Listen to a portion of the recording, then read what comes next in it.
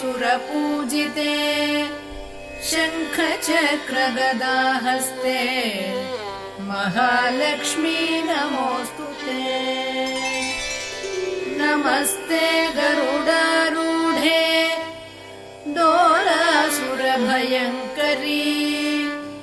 सर्वपापहरे देवी महालक्ष्मी नमोऽस्तुते। सर्वज्ञे सर्ववरदे सर्वदुष्टभयङ्करी सर्वदुःखहरे देवी महालक्ष्मी नमोऽस्तुते। सिद्धिबुद्धिप्रदे देवी भुक्तिमुक्तिप्रदायिनी मन्त्रमूर्ते सदा देवी महालक्ष्मी नमोऽस्तुते। आद्यन्तरहिते देवी आदिशक्ति महेश्वरी योगज्ञे योगसम्भूते महालक्ष्मी नमोऽस्तुते।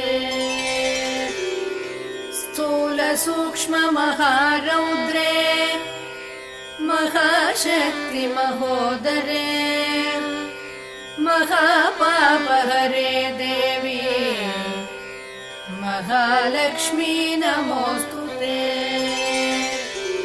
पद्मासनस्थिते देवी परब्रह्मस्वरूपिणी परमेशि जगन्मातः महालक्ष्मी नमोऽस्तुते।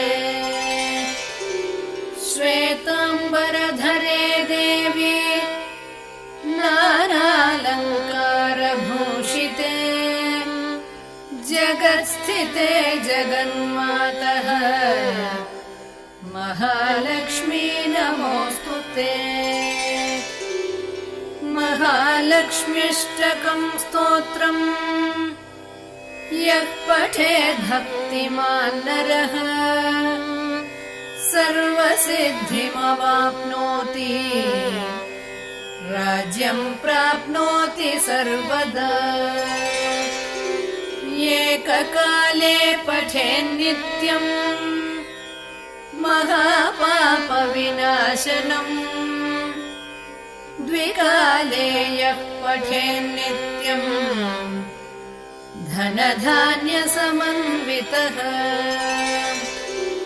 त्रिकालं यः पठेन्नित्यम् महाशत्रुविनाशनम् महालक्ष्मीर्भवेन्नित्यम् प्रसन्ना वरदा शुभा।